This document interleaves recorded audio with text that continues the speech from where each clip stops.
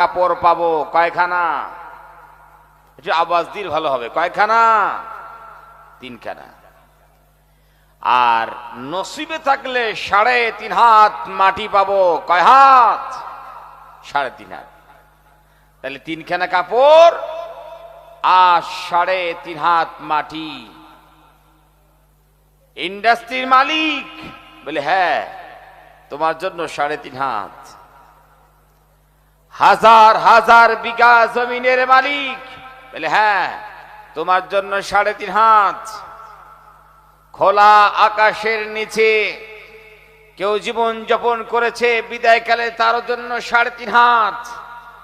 আর এই 3.5 হাত কোথায় পাবো? বলে, হুজুর আপনি জানেন না কলকাতায় আমার জমি আছে, 1 কাঠা ওখানে নিয়েছি, সেখানে হবে না, অত আশা করেন না। মুম্বাইয়ে তো আমার 1 কাঠা আছে, থাকতে পারে, সেখানে আপনার কবর হবে না। বলে, মঙ্গল গ্রহে আমি 1 কাঠা নেব বলে আমি নাসার বিজ্ঞানীদের সঙ্গে আলোচনা করছি, কিনতে পারেন, খুব ভালো কথা, কিন্তু সেখানেও আপনার কবর হবে না। যত দাম দিয়া জমিন কিনেছি কপাল থেকে অত দূরে সরে গেছে, ঠিক কিনা জোরে কম? তাহলে ওই 3.5 হাত, ওই গাছতলা আর বাসতলা যেখানে দিনে গেলে ভয় লাগে, জোরে কন ঠিক কিনা? এই 3.5 হাত অকেজ একটা জমি,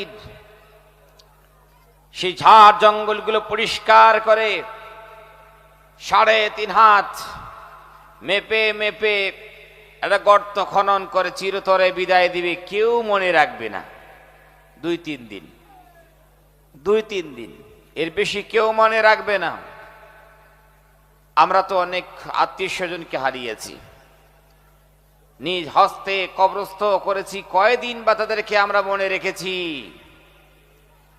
এমন কি যেটা দুনিয়ার নীতি বা বাস্তবতা, যেটা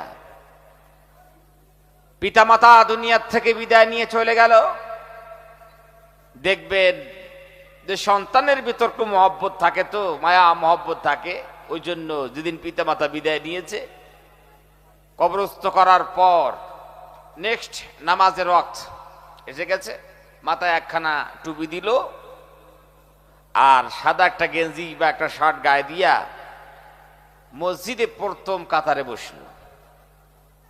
এইভাবে 2-3 দিন নামাজ পড়বে। তারপরে প্রথম কাতার তো দূরের কথা, 5 ওয়াক্ত নামাজ তো দূরের কথা, আর জুমার নামাজও তাকে